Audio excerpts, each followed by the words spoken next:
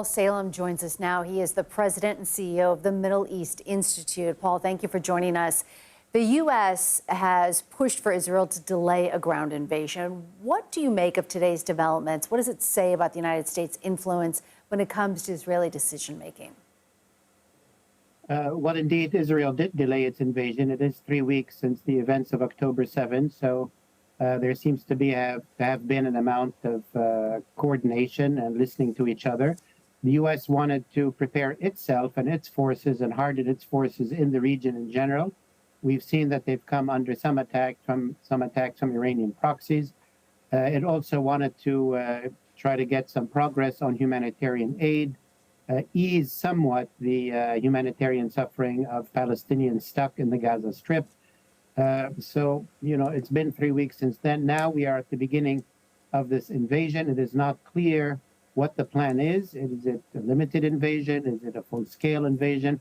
It's also not clear how well the invasion will go. In war, you can start something. You're never sure exactly how it goes and where it ends up. But definitely this is the beginning of something big. Paul, as we wait to see how this invasion plays out, how do you expect Jordan and Syria to respond? Well, Jordan is dealing with a very high level of domestic concern. Half of the population of Jordan is originally refugees from Palestine in the first place. So public opinion in Jordan is already extremely, extremely heated. And if the invasion really racks up many more civilian deaths, that will inflame opinion not only in Jordan, but in Egypt and many other countries in the Arab and Muslim world.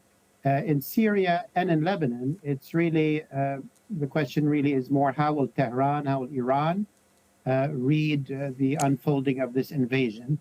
They have said, the Iranian foreign minister has said that if the invasion, has a much larger toll on civilian casualties, if it threatens their ally Hamas in a major way, then they might consider opening a second front that will be mainly from Lebanon and tangentially from Syria. Paul, thank you. I want to turn now to CBS News national security correspondent David Martin. David, we know that the U.S. has sent resources, but is there any chance that we could get involved on the ground, either in Gaza or Israel?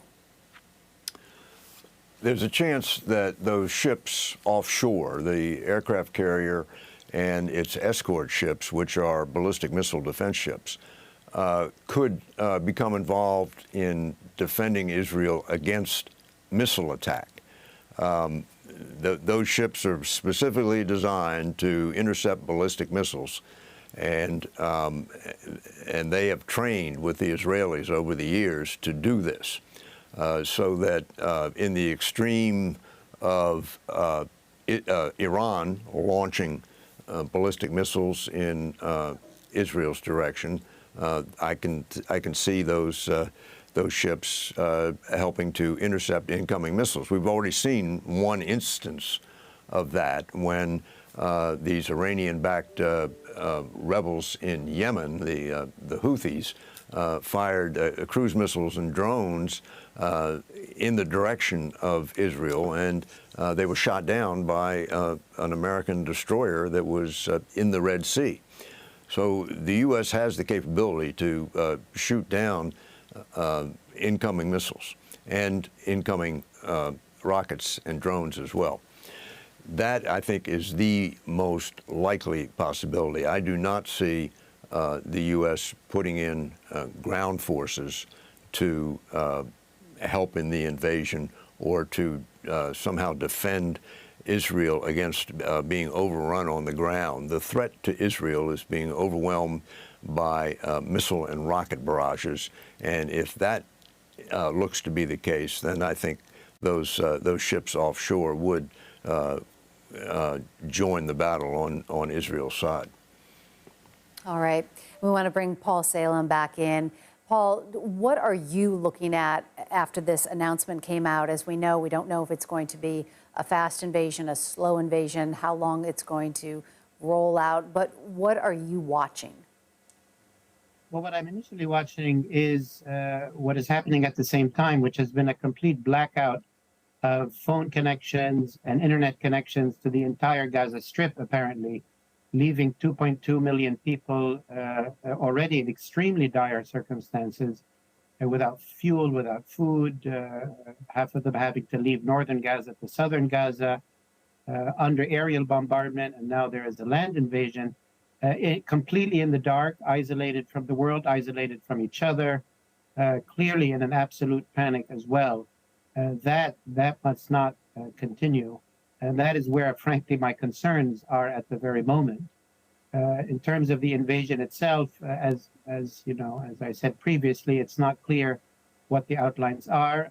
That will unfold, you know, as the days go by, and as the battles develop. Definitely, Hamas has been, you know, Hamas wanted to prod an Israeli invasion. I mean, having staged the horrific attack they staged on October 7. Clearly, they wanted the Israelis to react and drag them into such a sort of a slugging match, and that should be a point of concern as well. And has time run out for those 2.2 million people that are now in such dire consequences with no power, in the dark, cut off? Well, I mean, the U.S., the UN, all kinds of international organizations have been, you know, very, very vocal, trying to attend to the very, very dire, very urgent needs of those 2.2 million people. Having now cut them off completely from the world, we don't even know what's happening and what might be happening to them. So, you know, item number one would be to restore at least communication to those people, so that aid agencies, international organizations, governments like the U.S. and others, at least can see what's going on and to see what amount of aid they can bring in to those besieged innocent civilians. A lot of innocent civilians killed in Israel. Unfortunately, now there's innocent civilians being killed on the other side as well. It's a very, very worrisome situation. Yes, very indeed. And